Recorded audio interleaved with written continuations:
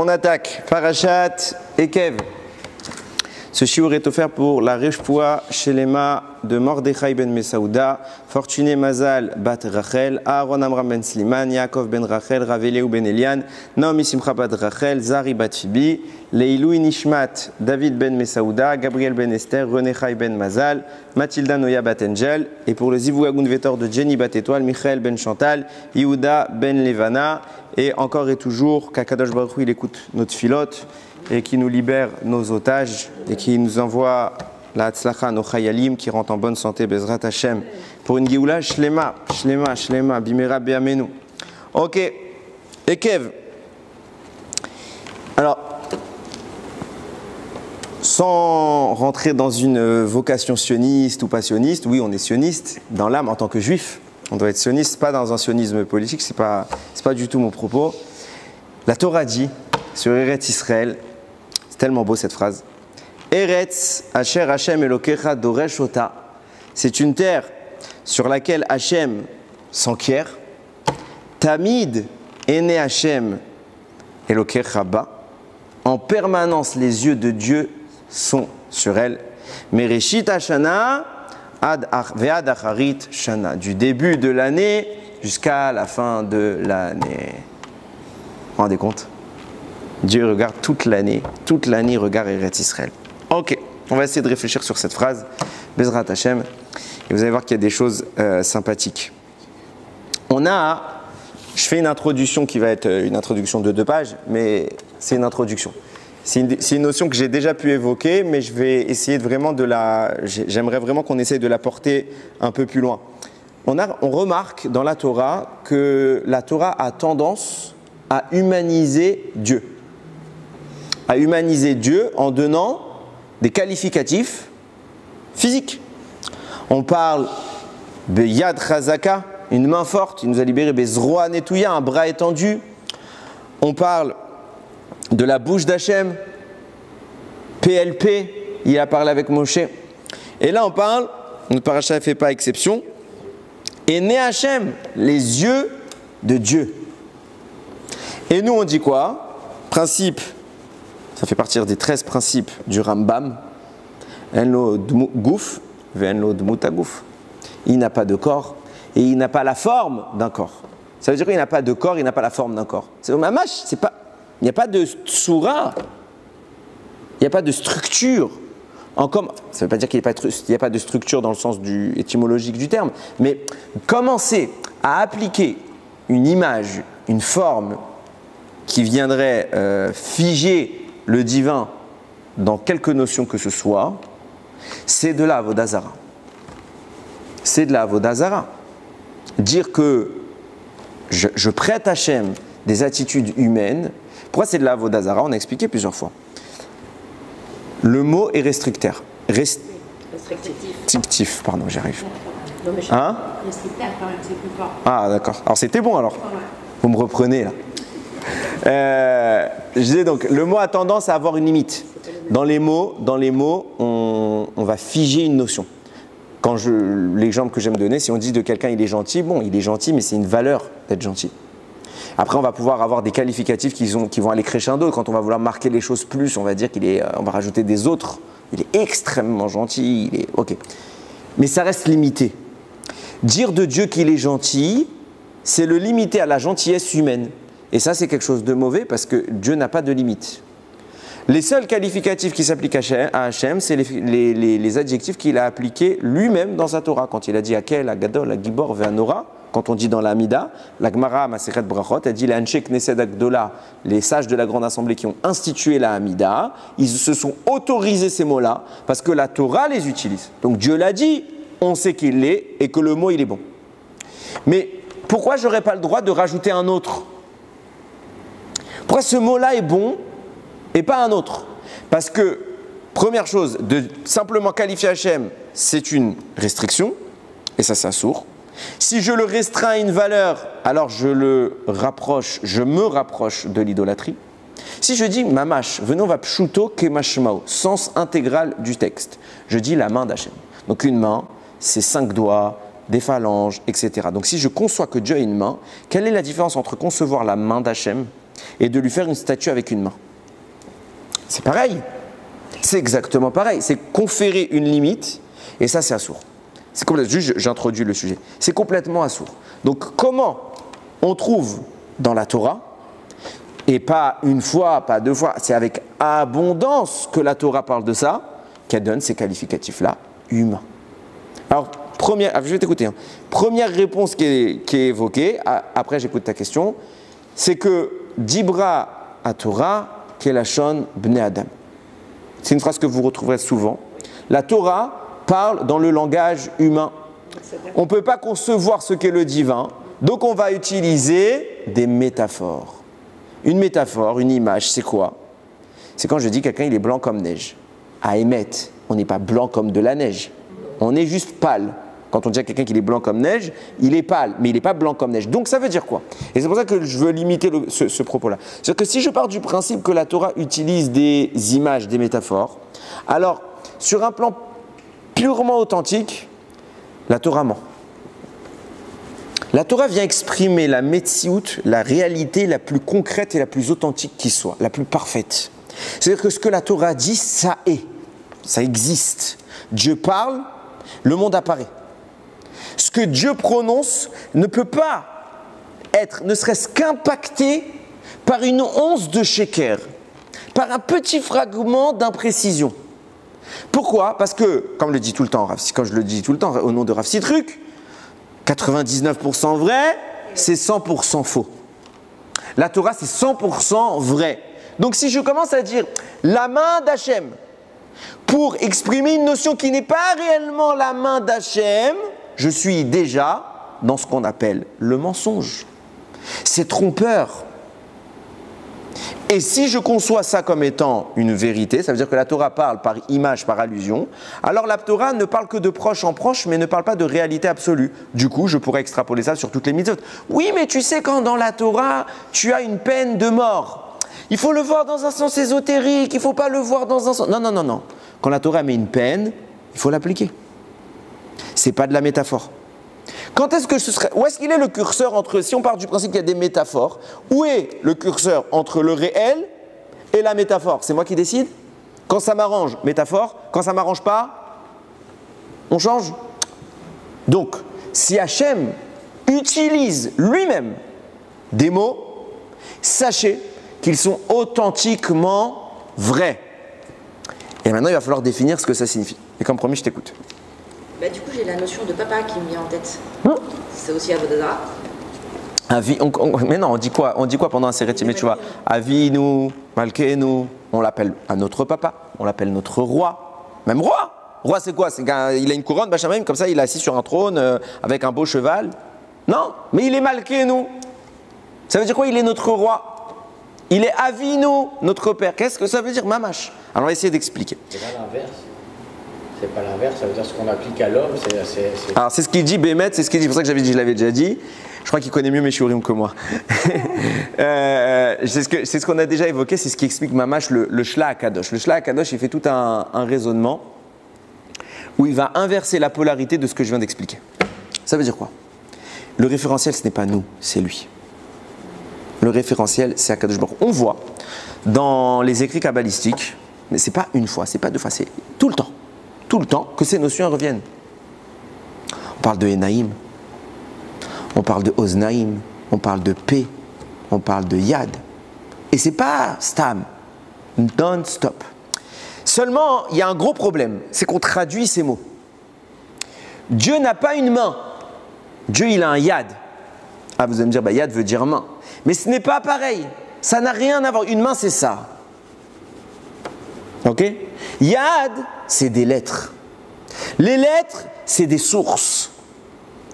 Ce qui vient définir le mot en tant que tel, c'est l'alliage de lettres qu'Akadosh Baruch Hu a appliqué, parce que cet alliage-là a une couche, puis une sous-couche, puis une autre ramification à l'infini. À la seconde où je traduis, déjà j'ai perdu une notion qui est très basique, qui s'appelle la gematria, la valeur numérique. J'ai perdu cette première notion. Par exemple, dans Yad, quand vous comptez précisément le nombre de... Yad, valeur numérique 14. Quand vous comptez le nombre de phalanges, vous avez 14 phalanges, c'est pas Stam. Et ça, Et bon, après, c'est quand tu additionnes, quand tu as les deux mains, et en réalité, il y a une troisième main. Mais passons. C'est l'alliance des deux mains. Ok? Passons. Mais dans l'idée, non, je t'expliquerai pas. Dans l'idée, non, parce que je sais qu'elle va me demander. Dans l'idée, la Torah vient caractériser des notions qui sont d'une intensité qui est telle que parfois dans la Kabbalah, le Harizal il évoque une notion, mais on n'entre pas dedans. Donc Mamash, quand on... Ça rejoint quand même ce que vous disiez au cours dernier aussi. Bon, déjà que le Ratzon d'Hachem, c'est comme de l'ordre de la marche Shabbat par rapport au Dibour, par rapport à l'action, il y a toujours un prédescend. L'exemple de tous ceux qui ont vécu la Shoah, qu'on leur a demandé d'écrire. Oui, ça vient cadrer. Ça vient exactement cadrer. Sauf qu'il y a une nuance entre un Lachon standard, un langage standard, et le Lachon HaKodesh. Le Lachon HaKodesh a pour particularité d'être un texte fini qui concentre l'infini. Ça veut dire qu'il va être, c'était toute la difficulté de Moshe. Moshe il disait quoi à Hachem? Je ne peux pas être ton prophète. Pourquoi? Parce que c'est la première fois de l'histoire qu'on a un prophète. Jusqu'à maintenant, Abraham, Yitzhak, Yaakov n'ont prophétisé qu'à titre personnel. Ils reçoivent une information, ils l'ont compris, ça s'arrête là.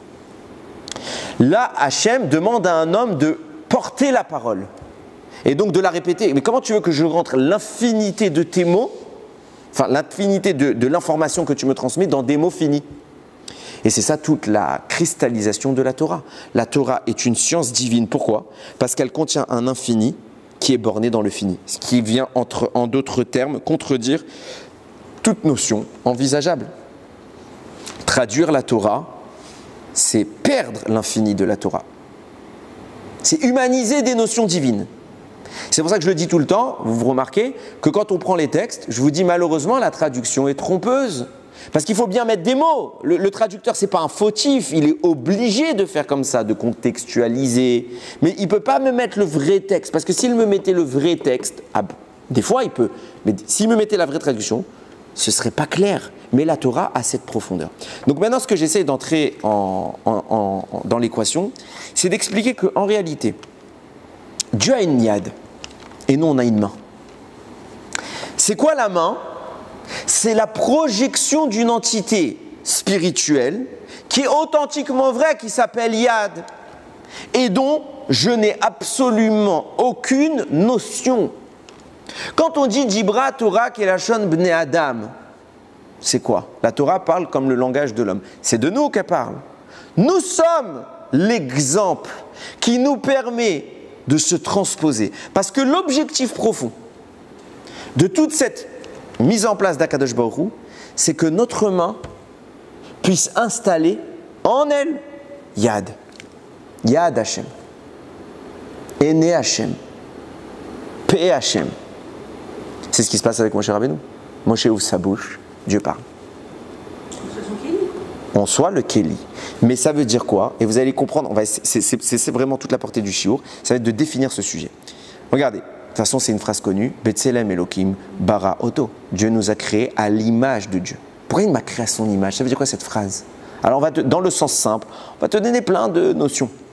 À émettre, on voit que dans les notions spirituelles, il y a la notion d'une apparence, qui n'est pas une apparence physique, qui n'est pas une structure physique.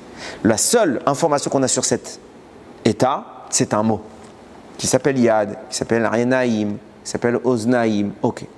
Mais c'est le mot. Le mot va caractériser l'entité, et l'entité, son objectif, c'est de se manifester sur Terre. De sorte que ma main puisse projeter, de même que nous sommes l'image du divin. Tselem Elohim. Nous sommes à l'image de Dieu. Ça veut dire quoi? C'est quoi une image? C'est une projection d'une source originelle. Quand vous faites une photo, vous passez de la 3D à la 2D. Pour l'instant, à moins qu'ils inventent encore quelque chose de nouveau. Mais on fige un état. La photo, est-ce qu'elle caractérise mon état réel? Est-ce qu'elle est capable de percevoir mon émotion? Est-ce qu'elle est capable de percevoir la forme réelle? Et des fois, il y a des gens qui se regardent en photo et disent « mais je ne me ressemble pas ». Parce qu'on a l'image en 2D perd de l'information. Et bien c'est exactement le même schéma qu'on doit appliquer. L'infini se restreint dans une notion physique. Cette notion physique est le Tselem Elohim. C'est l'image de Dieu. Nous devons projeter le divin dans ce monde. C'est tellement vrai que vous... Comment? On va y venir, C'est pas qu'on a Hachem en nous, Hachem il est partout. Oui. Mais donc on l'a aussi en nous. Mais notre travail est de briser ce qui cache le divin. Tu vas comprendre. Quand Moshe Rabbeinu se trouve devant la mer, il se plaint à Hachem. Qu'est-ce qu'il a dit à Hachem? Arem et matecha, unte et yadecha. Lève ton bâton et tends ta main. Moshe lève le bâton, il tend la main.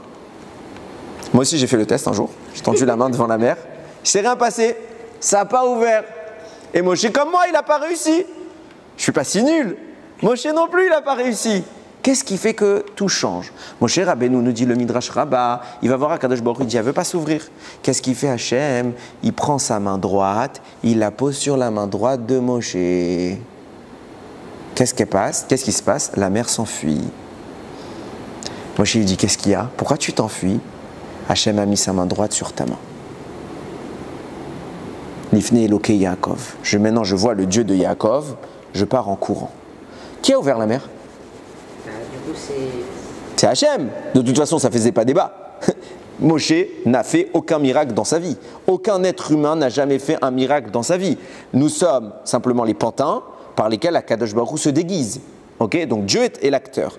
Pourquoi Dieu il me demande de me tendre, enfin il demande à Moshe de tendre sa main pour qu'au final ce soit lui qui tende sa main. Et pourquoi Dieu ne tend pas tout de suite sa main avec Moshe? Ou pourquoi Dieu ne tend pas tout court sa main sans intervenir avec Moshe? Mais pourquoi ça doit fonctionner? Évidemment que vous impliquez ici la notion de la Ishtadlut, et évidemment qu'on la connaît. Mais moi je pose la question de la nécessité d'un point de vue divin. Et là la nécessité devient intéressante. Première chose, Moshe doit comprendre. Pourquoi Hachem ne le fait pas tout de suite? Tu ne peux rien faire. Et ton rôle n'a jamais été d'ouvrir la mer. Ton rôle était lequel? Et où tu es intervenu? Et où est ton mérite? Ton rôle était de me permettre d'ouvrir la mer. Dieu peut tout faire. Mais l'objectif de Moshe qui lève sa main, c'est d'effacer sa main pour que s'inscrive à l'intérieur de celle-ci le Yad Hachem. Ça veut dire qu'il doit transcender son état. Élever sa stature au travers des mondes, au point où il y a une connexion entre Yad Hachem et Yad Moshe. Yad Hachem s'habille dans la main de Moshe. Et je répète bien mon propos, quand on passe de Yad à main, là on est dans l'humanisation. Mais Dieu n'a pas de main, Dieu il a un Yad. Et encore, quel niveau de Dieu? Mais ce n'est pas le sujet maintenant. Il y a cette notion-là qui vient quelque part mettre en place une connexion. Le rôle de Moshe est de créer une brèche entre les strates, qui fait que, subitement, un passage est autorisé entre les mondes. Et Dieu agit. Pourquoi il n'y a pas de miracle tous les jours? Pourquoi quand vous allez tendre, comme moi je l'ai fait étant jeune, en rigolant bien évidemment, je ne suis pas fou, tendant ma main comme ça, pourquoi il ne se passe rien? Parce qu'on ne laisse pas la main d'Hachem traverser les mondes. Et comme je vais l'expliquer maintenant, vous allez voir que cette notion revient souvent. Je vais vous expliquer c'est quoi cette notion de connexion entre notre main et Yad, nos yeux, et pareil pour la bouche, et pareil pour les... Hachem, il n'a pas besoin de nous, il n'a pas besoin de Moshe. Pourquoi utiliser Moshe? Si, il a besoin de nous pour... Dieu, alors première chose. Il y a des règles que Dieu suit. Dieu a créé un monde dans lequel le rôle est d'élever un état de la création. Ok? Pourquoi? Les tovatenu. Pour nous faire du bien à nous. Maintenant, si Dieu fait tout dans ce monde, alors on n'a plus aucun intérêt à l'existence. Donc en donnant à l'homme un travail qui va lui permettre de faire quoi? L'infinité du divin, si elle s'exprimait dans notre monde, notre monde ne pourrait pas résister. Donc le travail de l'homme est de faire des petites injections d'infinité pour se nourrir de cette infinité. Et quand on se nourrit de cette infinité, alors nous qui sommes des êtres finis, devenons un peu plus infinis. En clair, on grandit. C'est lui qui fait des injections, mais qu'on les laisse Notre travail, non, tu vois, je vais aller plus loin que ça. Je veux dire exactement l'opposé de ce que tu viens de dire. Ça veut dire que la source est toujours présente. Ah oui, c'est pour ça qu'il n'y a même pas besoin. C'est pour ça que la seule notion dont nous devons nous attraire, c'est de permettre cette réception. C'est pour ça que je parle d'une injection, parce qu'en Hachem, pourquoi la source est toujours présente, mais elle n'est pas en permanence impactée? Parce que si la source était pleinement impactée en permanence, de façon imagée, on exploserait. Okay? Donc Hachem va, avec parcimonie, donner des opportunités. Ces opportunités s'appellent des mitzvot, qui vont nous charger à mesure de ce qu'on est capable de recevoir, qui vont nous charger de Gdusha. Et là, on monte. Dans la Tfila, le Harizal écrit ce que je vais vous dire. Dans la Tfila, par exemple, chaque fois, vous savez que dans la Tfila, on traverse les mondes. Surtout dans celle du matin, c'est là que c'est le plus concret. Chaque fois qu'on change de monde, il y a un tselem à avoir en kavana. Ça veut dire qu'on va connecter nos yeux au Enaïm, nos oreilles au Oznaïm, Chotem, Pe, Yadaïm, tout. On va se connecter à la strate juste au-dessus. Puis après, on va monter encore de monde, on va se connecter, Nous dit le Harizal, c'est pour vous dire tellement que c'est pas stam. Il dit celui qui fait cette kavana-là, de façon tmidite, de façon permanente, ça veut dire que quand il marche, il pense qu'il est connecté à Netzach et Od.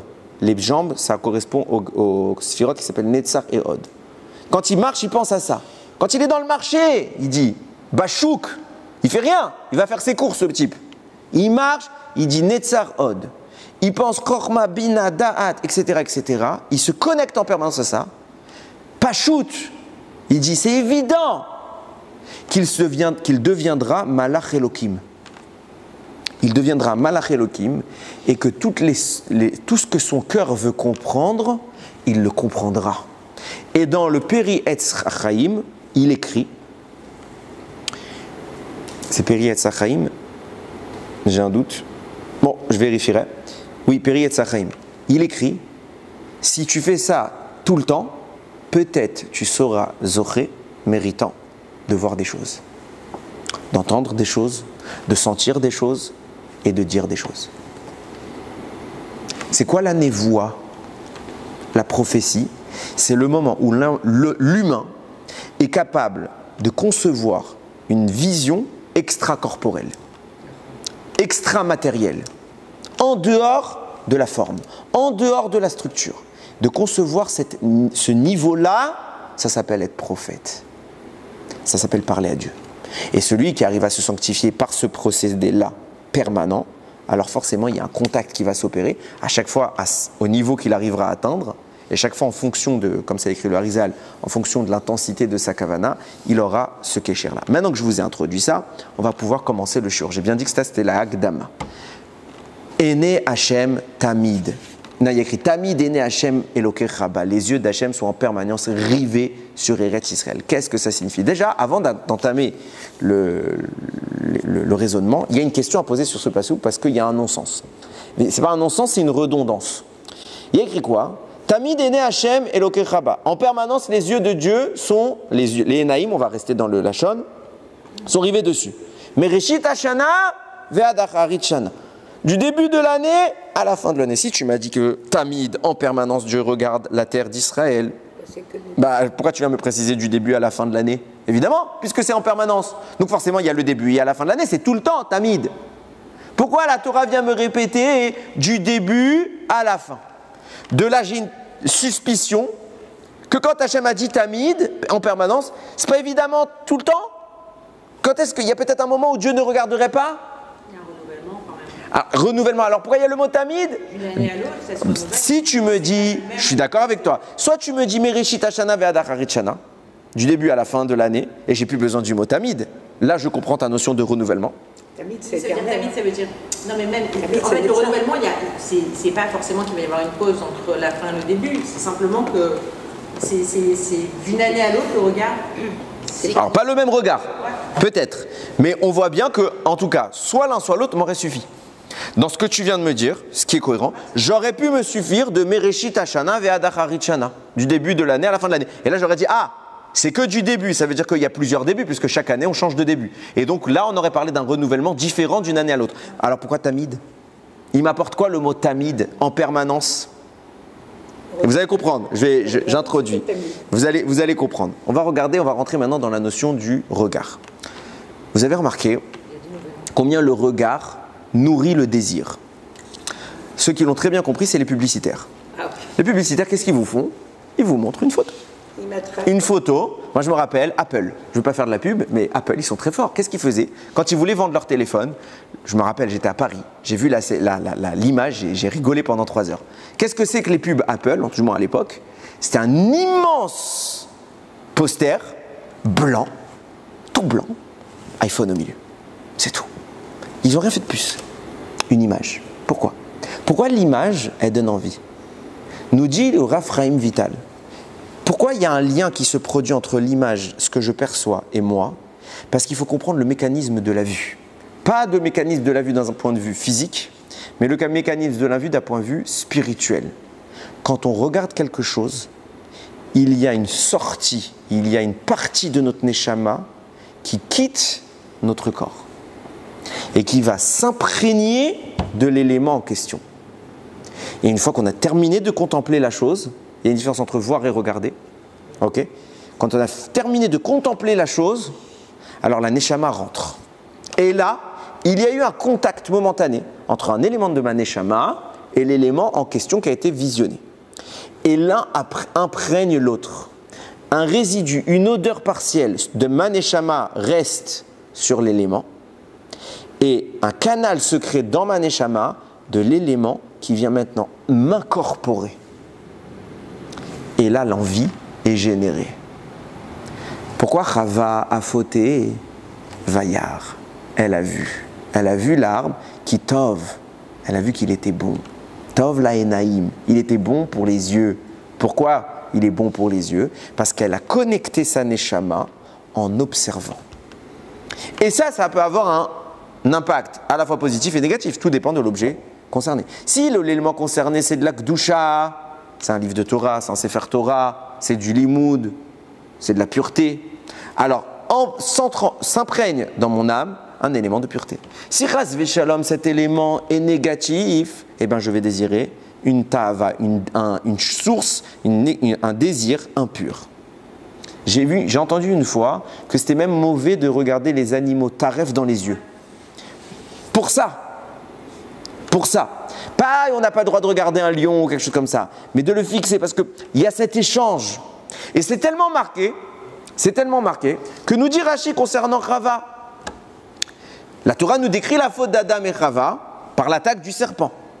Vayushneem arumim, les deux étaient nus. Adam veishto veitboshashu, loitboshashu, et ils n'avaient pas honte. Pourquoi ils n'ont pas honte? Parce qu'il n'y a pas de raison d'avoir honte. À ce moment de l'histoire, il n'y a pas de raison d'avoir honte. Le mal est extérieur. Ok. Et le serpent était plus rusé que tous les autres animaux, etc. Et donc il s'est jeté sur Chava pour lui tendre son piège. Rashi dit, mais quel est le rapport? Pourquoi tu me précises qu'Adam et Chava étaient nus pour me justifier que le serpent s'est jeté sur eux? Réponse de Rashi. Il a vu Adam et Chava dans leur nudité et de leur intimité. Et quand il a vu l'intimité de Adam et Chava, le serpent, par son regard, a désiré. Et qu'est-ce qui s'est passé? Quand le serpent a observé, qu'est-ce qui s'est passé? Il a injecté son venin chez Chava, parce qu'il n'a pas observé Adam, il a observé Chava. Et son âme au serpent s'est collée pendant le temps de la contemplation, s'est collée sur Chava. Et un échange va s'opérer entre l'âme du serpent et l'âme de Chava. Ce qui va impacter l'âme de Chava négativement. Quand on nous explique tout le temps que le serpent a planté ses crocs et son venin chez l'homme, chez l'humain, comment ça s'est traduit? Jamais le serpent n'a mordu Chava, ni Adam. Il les a regardés. Et en les regardant, l'âme de Chava a été impactée par l'impureté du serpent, au point qu'un enfant va naître. Comment s'appelle cet enfant? Caïn, nous dit le Zohar Hadash. Caïn est le fils du serpent. Pourquoi? Quand on lit le Zohar, et moi j'ai compris comme ça pendant longtemps, on comprend que Chava et le Nachash se sont unis. Non, ils ne se sont pas unis. Le serpent a désiré, et son âme a laissé un résidu chez Chava. Ce résidu-là, lorsque Adam et Chava vont faire descendre une neshama, va entrer dans la neshama, ce qui va vous créer un enfant rebelle qui s'appelle Caïn. Oui. Chava, elle n'était pas au courant que le serpent le regardait. Comment sa neshama peut être impactée? Que c'est la neshama du serpent. Alors là, vous m'obligez de rentrer dans un autre shiur. Je fais très vite. Je fais très vite. Je fais très vite. C'est la notion de la tzniut. Pourquoi demande-t-on à l'homme comme à la femme plus à la femme, c'est plus strict, mais à l'homme comme à la femme, la tsniout. Parce que la tsniout est le moyen de protéger contre ça. On cache. Pourquoi on doit cacher? Ça fait quoi? On voit bien, ils étaient nus. Pourquoi on doit cacher? Parce qu'on doit se prémunir du regard extérieur.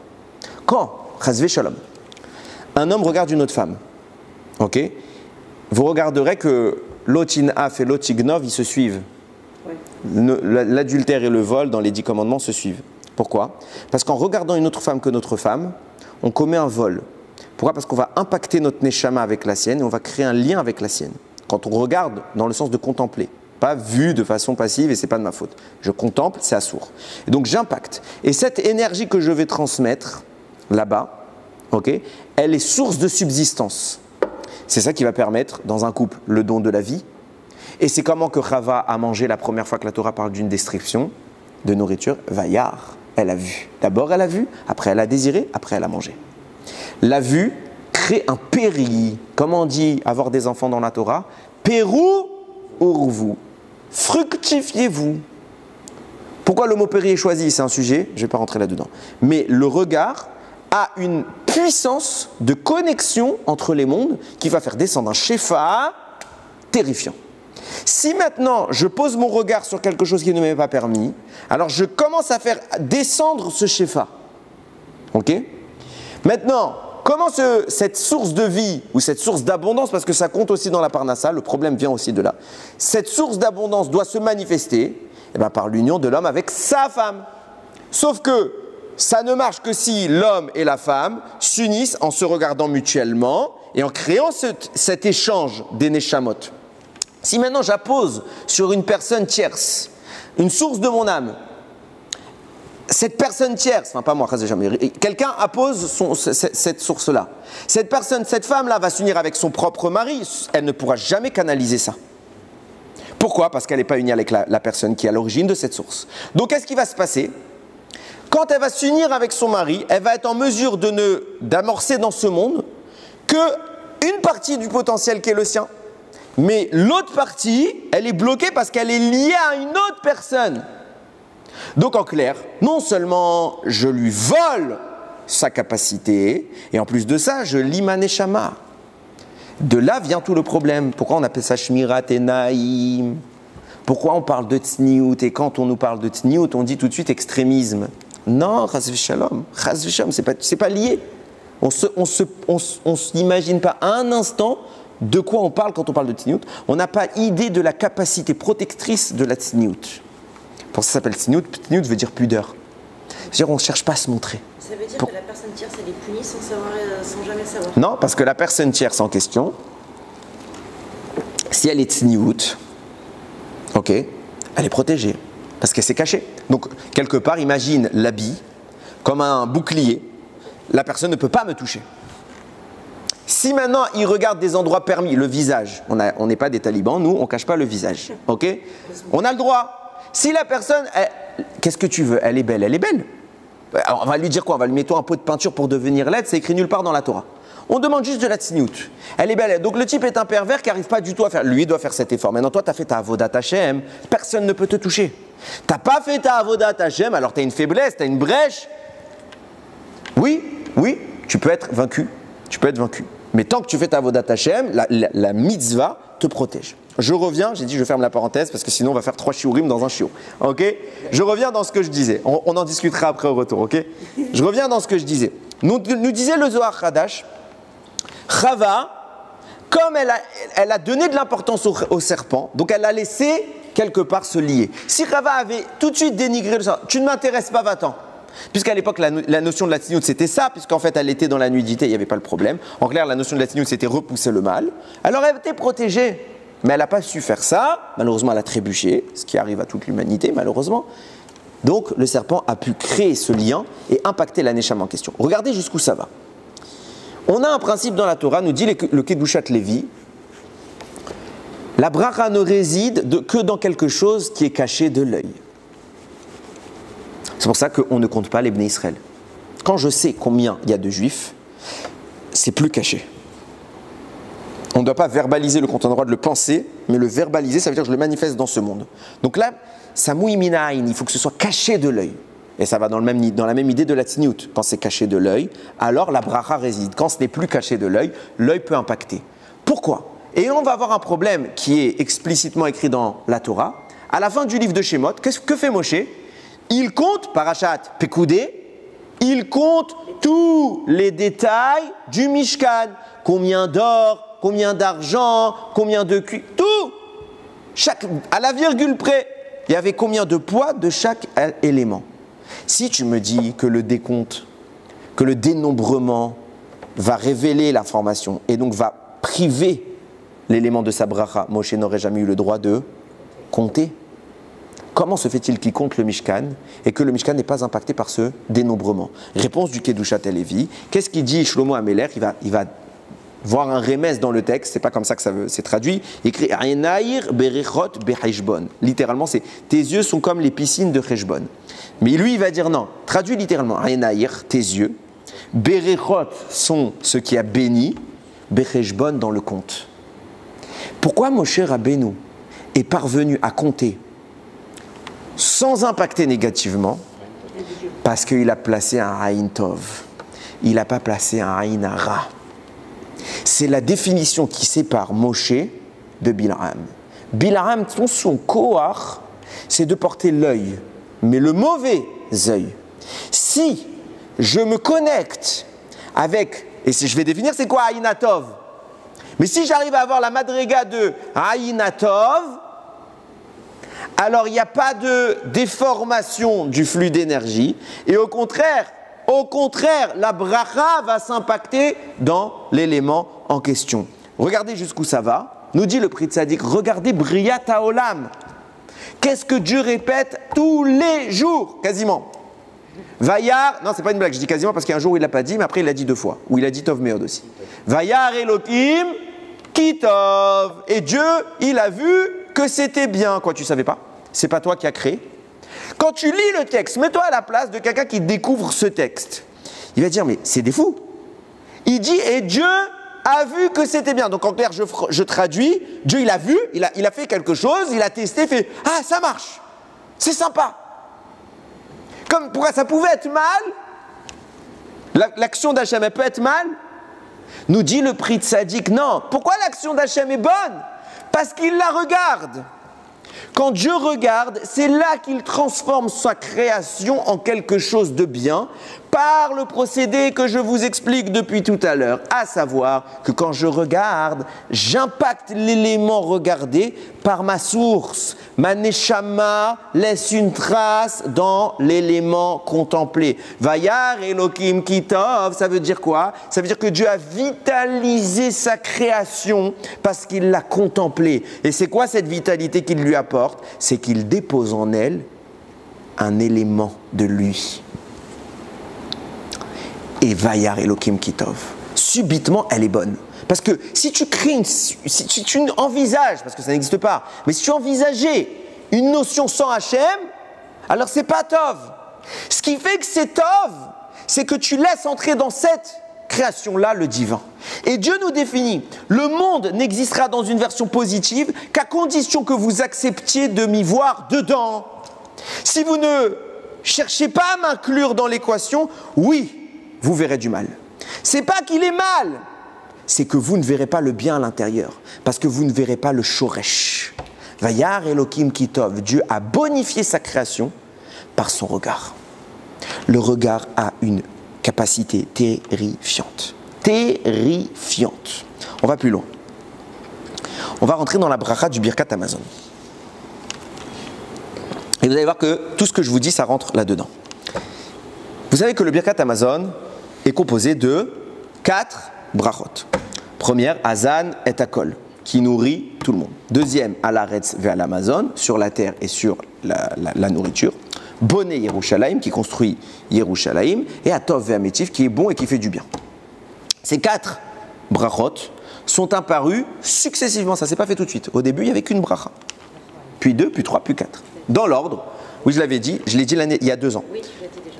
Dans l'ordre, Hazan et Akol. Qui a créé cette bracha, puisque je l'ai dit il y a 2 ans? Moshe Rabbeinu, Kol HaKavod. Et pourquoi? Sur la manne.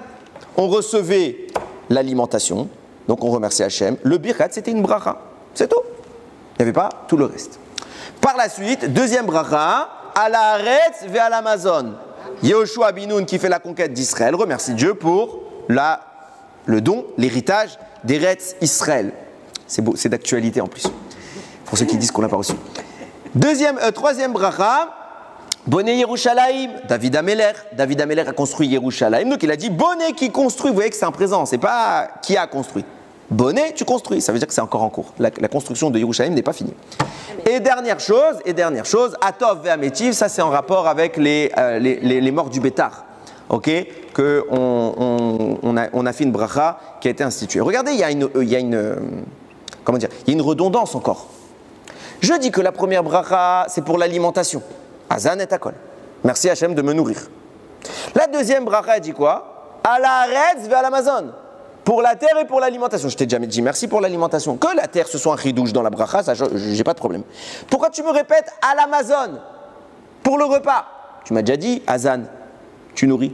Pourquoi il faut qu'on répète cette deuxième chose? C'est la même chose. Écoutez ce qu'il dit le Sfat Emet, quelque chose d'extraordinaire. La deuxième bracha instituée par Yehoshua est supérieure à la première bracha instituée par Moshe. Pourquoi? Il faut se rappeler que Eretz Israël ne s'est pas toujours appelé Eretz Israël, elle s'appelait Eretz Kenaan. Pourquoi ça s'appelle Kenaan? Parce qu'il y a un peuple qui s'appelle Kenaan qui vit dedans. Ok? Et pourquoi ce peuple s'appelle Kenaan? Parce que son ancêtre s'appelait Kenaan. Ce Kenaan-là, c'est pas dur, hein? Vous voyez, au niveau prof d'histoire, j'ai pas besoin de vous apprendre beaucoup de choses. Kenaan, c'est qui? Petit-fils de Noach. Quand Ham, vous connaissez l'histoire, quand Noach sort de la Teva, il va se déshabiller par ivresse et Ham va faire une bêtise. Il va se moquer de lui dans le sens simple. On n'a pas besoin d'aller plus loin. Il va faire beaucoup plus grave et donc à cause de cela, Noach va le maudire. Qu'est-ce qu'il dit Noach? Arur Kenaan. Maudit soit Kenaan. Donc Kenaan incarne la malédiction. Et qu'est-ce qu'il lui dit? Eved avadim yelechav, tu seras l'esclave des esclaves de tes frères. La terre d'Israël est la terre de Kenaan. Donc c'est une terre qui porte un peuple maudit et la terre est déjà elle-même maudite. Pourquoi? Parce qu'au moment de la faute d'Adam Arishon, on a dit Arura ha-Adama, maudite soit la terre. Donc on a une double dimension de malédiction sur cette terre. Nous, on est le peuple qui a été béni par Akadosh Baourou. Baour tiye mikol ha'amim. Notre paracha, Baruch tiye mikol ha'amim, lo yevecha akar varakara, etc. Baruch tiye, tu seras béni parmi tous les peuples. On a un principe. En aruch medabek me baruch. Le maudit ne se lie pas au béni. En clair, on n'aurait pas eu le droit de choisir la terre d'Israël parce qu'elle est doublement maudite. Toutes les terres sont maudites. Et Eretz Israël, elle est doublement parce qu'il y a le peuple de Canaan qui vit là-bas. Et nous, on va dans laquelle? La pire de toutes.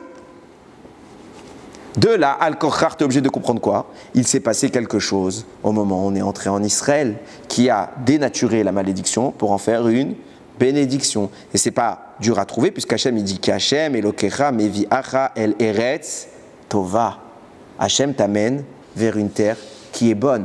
Le fait que les Bnei Israël soient venus en Eretz Israël a annulé la malédiction pour en faire une bénédiction. Qu'est-ce qui s'est passé? Avant ça, il faut comprendre quelque chose. Ce qui se passe, et c'est ce que j'explique depuis tout à l'heure, Vayar Elokim Kitov, Dieu voit, et donc quand il voit, il imprègne par sa présence, et ça transforme l'élément en quelque chose de Tov.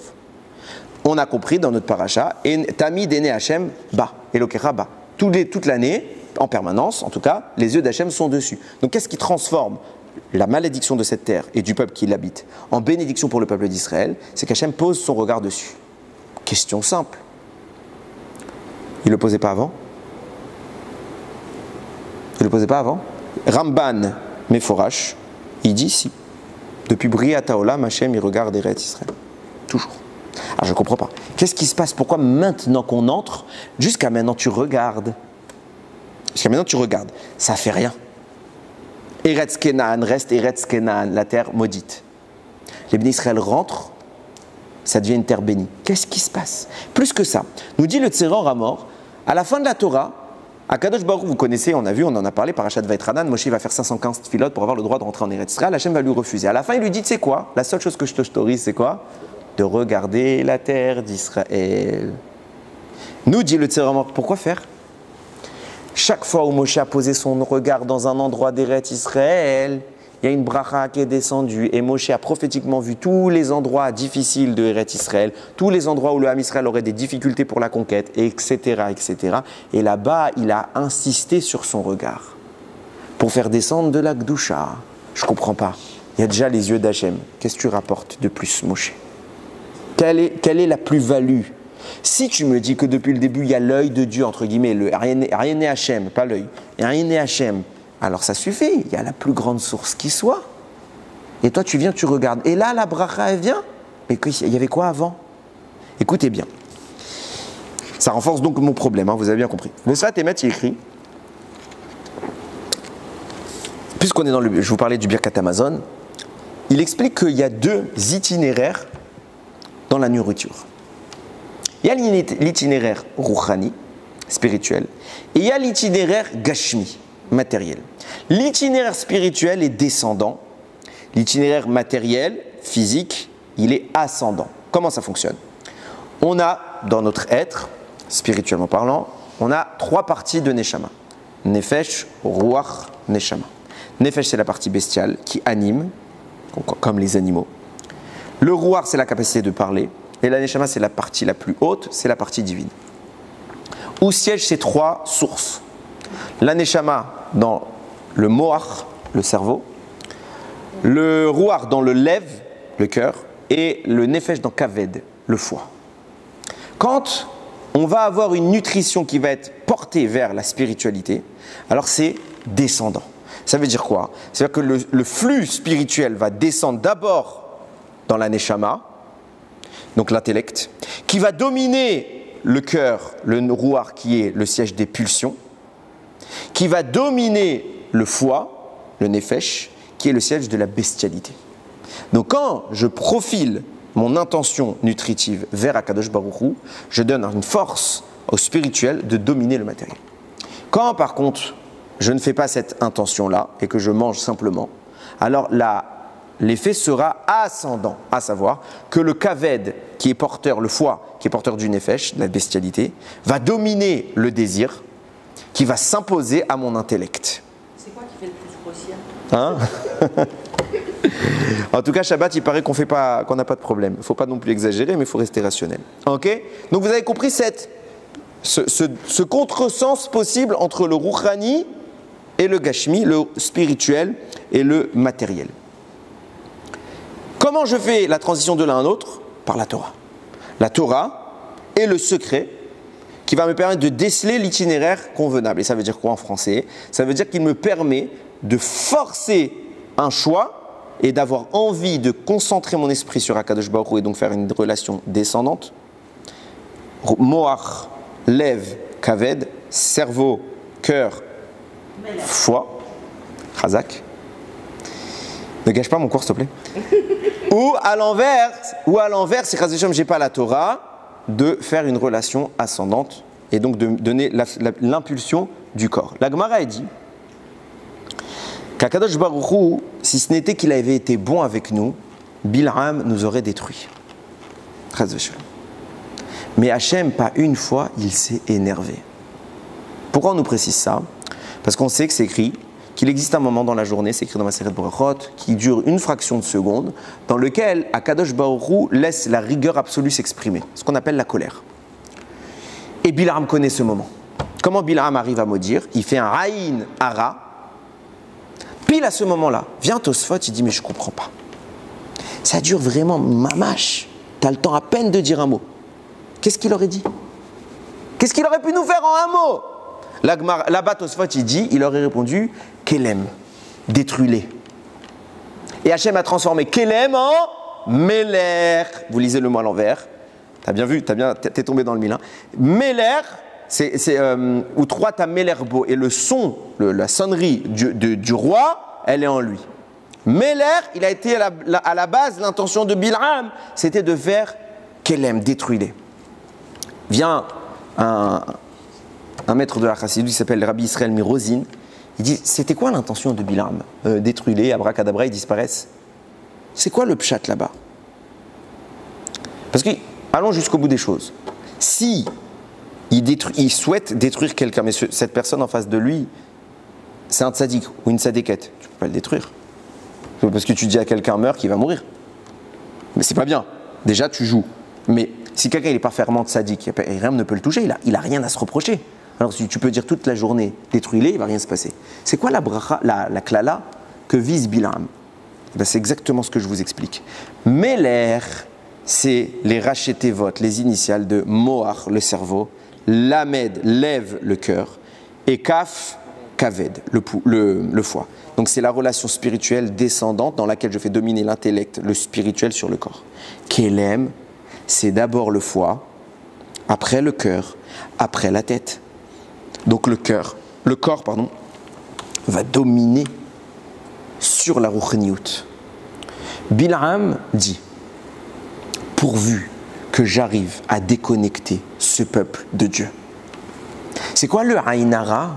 C'est l'inverse du Aïnatov. C'est quoi le Aïnatov? C'est quand on fait descendre la vision divine en nous et qu'on est imprégné par ce que Dieu regarde. Le Aïnara, c'est quand je supprime cette empreinte et je retire toute connexion avec Akadosh Baruch Hu. Et quand il n'y a plus de connexion, il n'y a plus Vayar Elokim Kitov.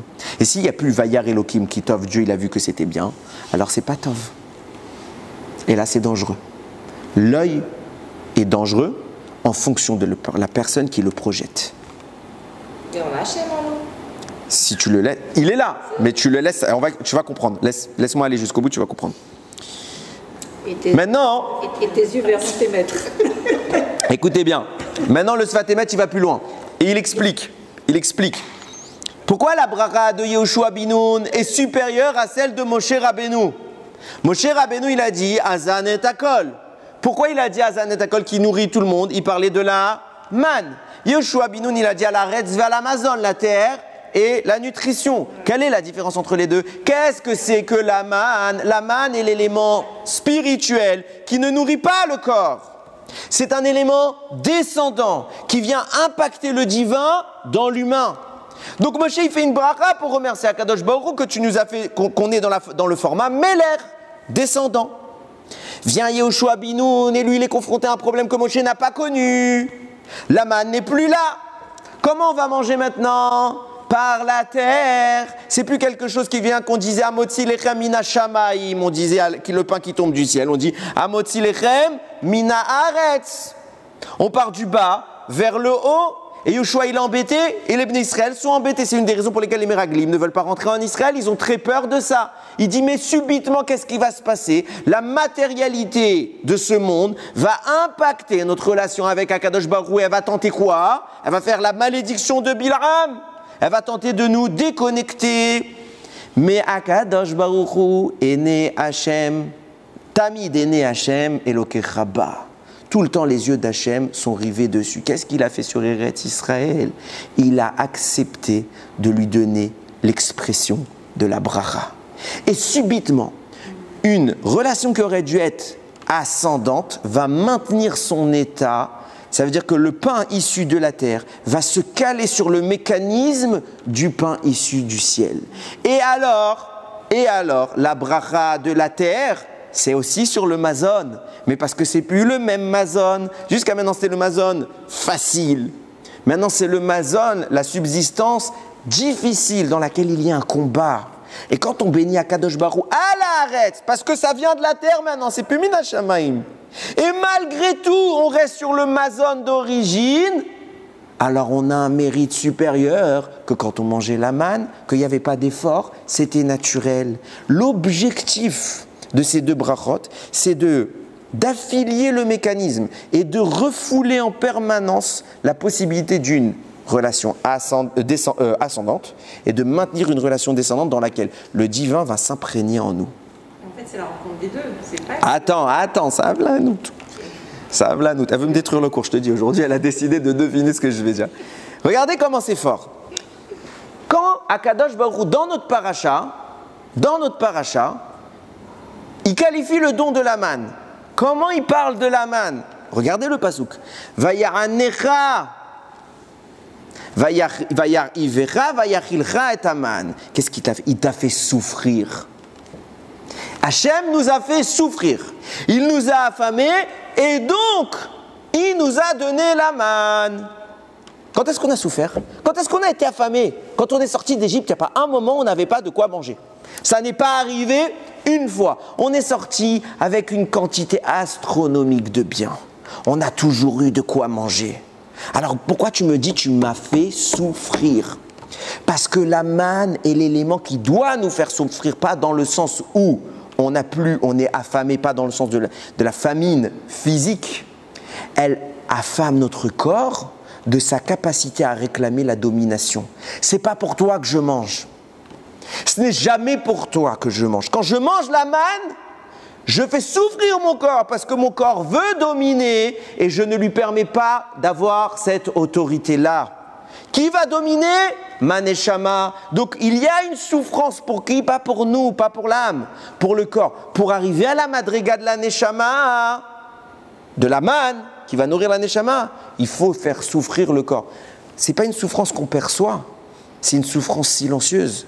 Parce que la nature même du corps est de réclamer la domination.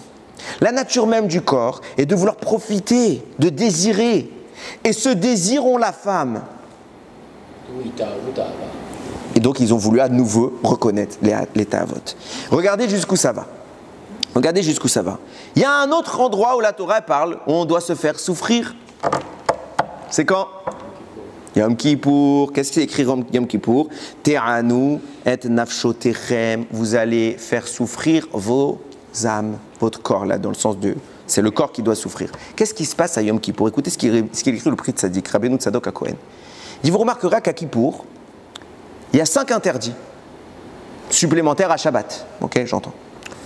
Interdiction de se nourrir, interdiction de porter du cuir, interdiction de s'enduire.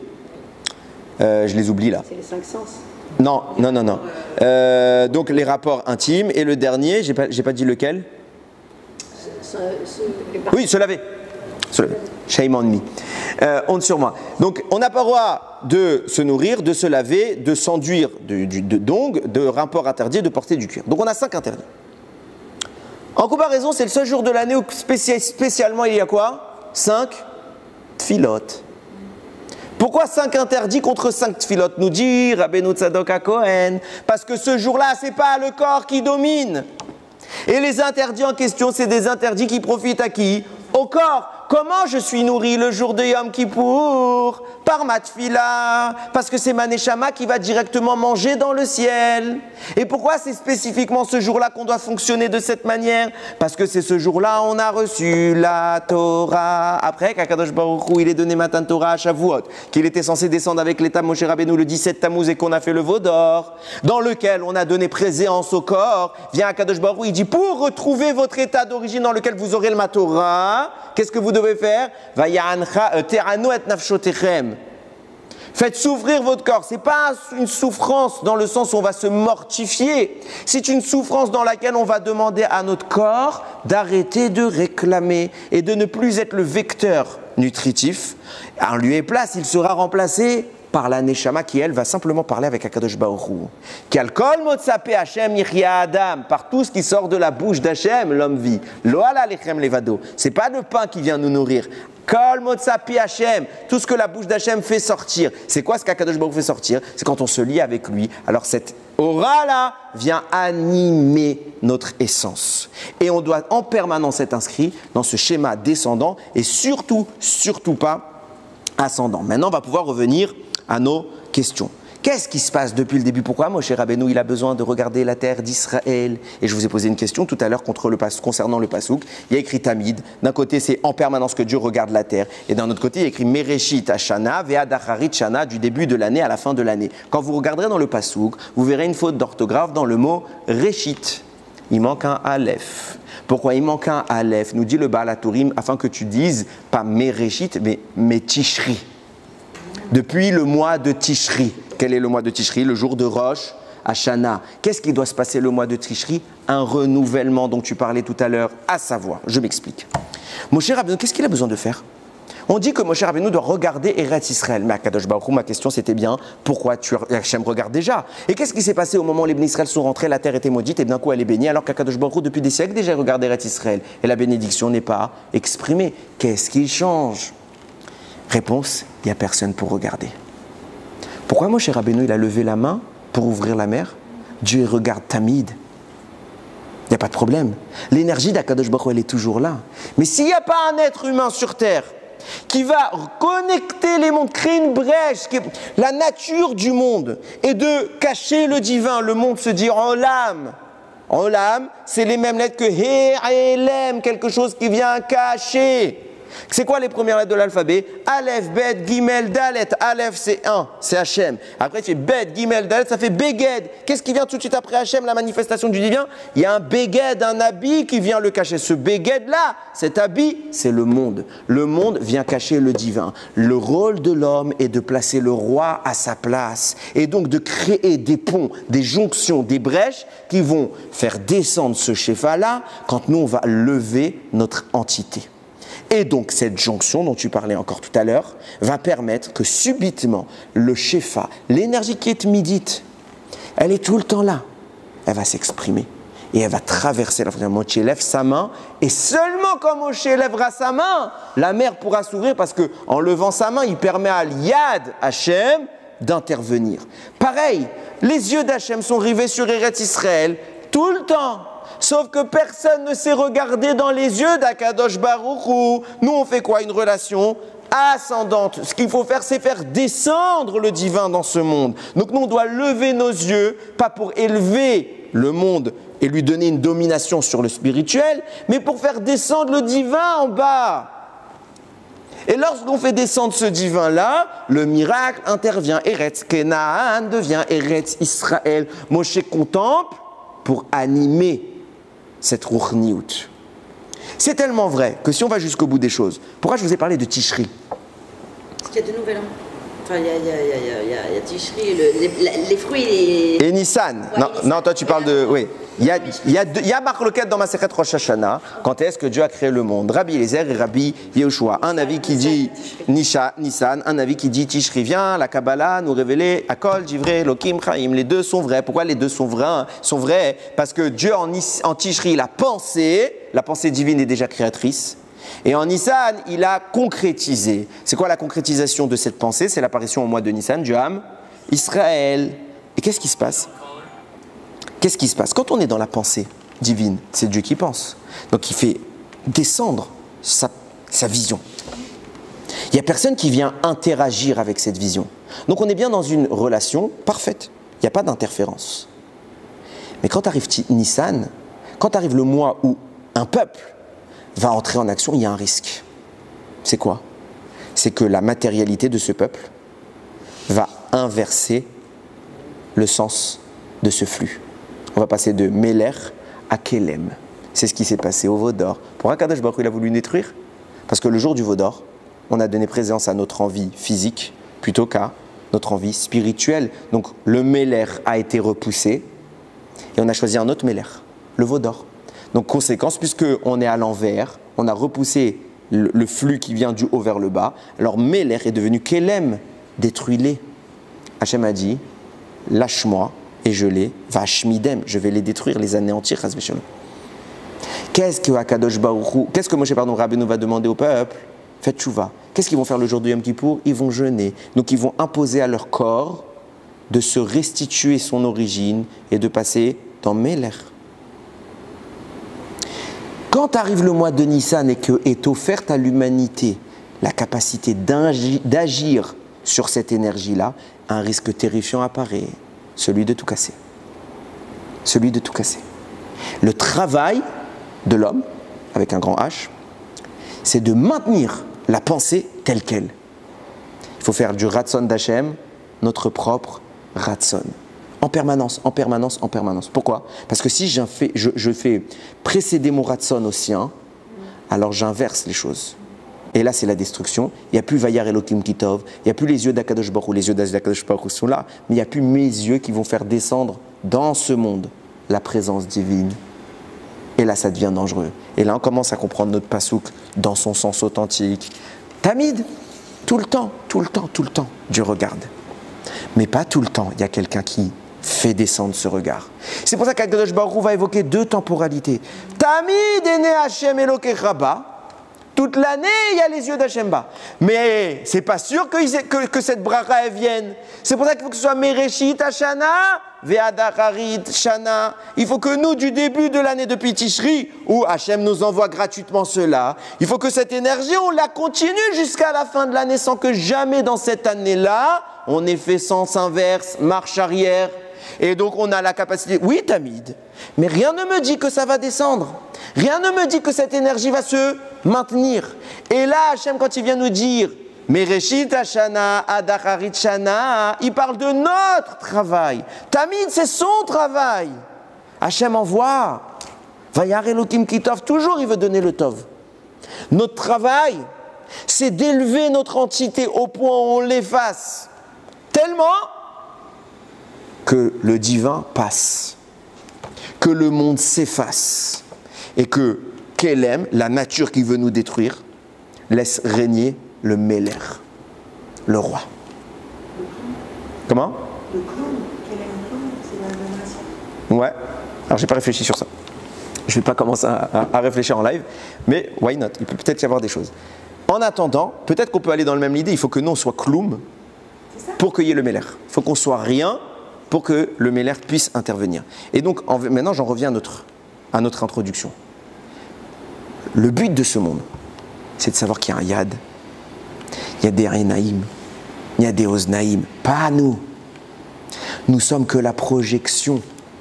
Et le rôle de cette projection, c'est de savoir qu'il y a une source et qui doit animer cette projection. Si on enlève ce qui nous nourrit, alors c'est la destruction du Ham Israël. C'est la destruction du Ham Israël. Bereshit bara Elokim. Et ce que je vais dire, c'est l'actualité. Dieu, il a créé le monde. Rachid dit, pourquoi Hachem commence par Bereshit? On s'en moque. La Torah, ce n'est pas un livre d'histoire. Donc il aurait dû commencer par, voici les lois de la Torah.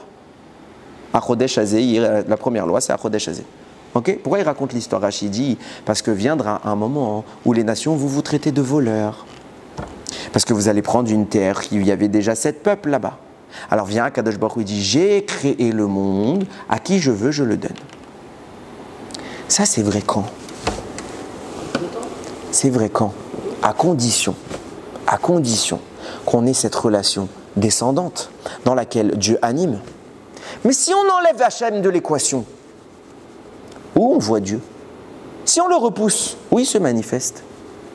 Donc les goïms nous diront, vous êtes des voleurs. Mais c'est Hachem qui m'a donné la terre. C'est qui Hachem? C'est quoi Hachem? J'y crois pas en ton Dieu. Comment ils peuvent dire une chose pareille? Comment c'est possible qu'Akadosh Baruch Hu laisse le monde nier son existence? Vous avez le roi et tout le monde passe incognito à côté de lui. Tout le monde le bafouille. Comment il laisse? Il a le pouvoir. Il peut. C'est comme si tout le monde commençait à bafouer les représentants politiques alors qu'ils ont le pouvoir militaire. Si on voit que l'échelon politique n'est pas respecté, qu'est-ce qu'ils vont faire? Ils vont utiliser la force. Tout le monde ferait ça. Akadosh Baruch Hu, il se laisse piétiner. Il faut voir combien les goïms y parlent. Aujourd'hui, Mamash, ma femme, elle me faisait remarquer, elle me fait, tous les anciens, ils se réveillent. Tous les ennemis qui ont un jour été nos ennemis, qui depuis se sont un peu calmés, avant, c'était l'Allemagne, c'était l'Espagne, chacun son tour, mais pas tous en même temps. Aujourd'hui, c'est tous en même temps. Un par un. On perd tous nos alliés. Ceux qui étaient bien avec nous, ils sont plus bien aujourd'hui. Tous, ils se lâchent. Comment il y a le Melech HaOlam? Comment tu fais ça? Comment tu peux venir dire contre le roi du monde? Et le roi du monde, il dit rien. Vous savez pourquoi? Parce qu'on l'empêche d'être le roi du monde. Pas on l'empêche, je ne vais pas dire ça, c'est trop péjoratif. On ne lui permet pas, exactement. On ne fait pas ce qu'il faut pour être l'image de Dieu. Parce que quand on voit l'image de Dieu, mamash, alors on ne peut pas s'approcher. On ne peut pas critiquer. Mais on n'a pas laissé la rouchni, la spiritualité, tellement s'enraciner dans le monde que, en effet, alors on ne pourra plus nier. On peut encore nier. On peut encore nier le divin. Alors que c'est la Metsiout. Parce qu'on ne lui a pas fait sa place dans son monde. C'est lui qui a créé ce monde. Notre travail, c'est de faire de lui Meler. Rien d'autre. Pourquoi Moshe est l'homme qui fait tous les miracles? Parce que Moshe s'est totalement effacé. Parce C'est quoi la différence entre nous et un immense tzaddik qui va faire des tonnes de miracles? C'est qu'en permanence, quand il regarde en pensant à Kadosh Baruch Hu, il dit « Je vois au travers de la vision divine. J'entends la parole d'Hachem. Mon œil, ma main ne sont que des réceptacles. Que des réceptacles. Il est tout, on n'est rien. Et tant qu'on impacte de l'importance dans notre être, et c'est le travail le plus difficile qui puisse être. C'est ça le rôle des mitzvot. Le rôle des mitzvot est de permettre de s'effacer au fur et à mesure, de devenir les avadim, les serviteurs d'Akadosh Baruch Hu. Quand on en arrive à vraiment effacer cette matérialité, et bien subitement va se créer une réalité qui est terrifiante. Cette réalité s'appelle l'adhésion. La différence entre, et d'ailleurs c'est encore notre paracha, Ma Hashem Elokecha Shoel Mimecha. Qu'est-ce qu'Hachem, ton Dieu, te demande? Ki im le'yir'a oto, qui se naît de le craindre. Viens la Gemara, c'est Moshe qui dit ça. Viens la Gemara, elle dit quoi? Moshe, il a l'air de dire, qu'est-ce que tu demandes si ce n'est de le craindre? Ça veut dire c'est facile de craindre Hachem. C'est dur, on voit bien qu'on n'y arrive pas. La Gemara a dit, pour Moshe c'était facile. Parce que Moshe, il n'était pas dans la crainte. Il était dans l'amour, dans la hava. C'est quoi la différence entre quelqu'un qui craint et quelqu'un qui aime? La différence, c'est la motivation. Quelqu'un qui craint fait par contrainte. On craint la police, donc on ne frotte pas. On fait pas de choses dangereuses parce qu'on a peur des répercussions. Ou deuxième option, tu fais par amour. Quand tu fais par amour, il y a une différence fondamentale qui va t'animer. C'est que la mitzvah n'est plus ton problème. La mitzvah, tu t'en moques. Parce que la mitzvah, c'est quoi? C'est la crainte. La mitzvah, ce sera quelque chose de tellement évident que ce ne sera pas un débat. Le débat, ce sera l'extrémisme. L'extrémisme positif, ne voyez pas le mot péjoratif. Le débat, ce sera l'extrémisme. Quand tu entends des fois des Talmidei Chachamim ou des grands tzadikim, ils te disent ce qu'ils font, tu te dis, Ribono Shel Olam, il est dingue, il est fou. Non, c'est que pour lui, il y a Dieu dans ce qu'il fait. Donc il n'y a pas de difficulté, il n'y a pas de contrainte, ce n'est pas une privation, parce qu'en réalité, il est nourri par quelque chose de beaucoup plus grand que ça. Rav Steinman ne faisait jamais ce que je faisais, s'appuyer sur un dossier. Pourquoi c'est sympa de s'appuyer sur un dossier? C'est assourd. Trouve-moi une halakha qui te dit assourd de t'appuyer sur un dossier. C'est un extrémiste. C'était un extrémiste. Oui. Un extrémiste qui ne laissait pas une parcelle de son corps réfléchir. La seule chose qui l'anime, c'est le divin. Et il devient capable de connaître des quantités astronomiques de Torah, de faire des nissim, d'avoir Ruach HaKodesh, etc., etc., etc. C'est quoi la différence? Il adhère. Il ne fait pas ça parce qu'on est obligé. Il ne fait pas ça par tradition ou pour un folklore. Il ne commémore pas la Torah.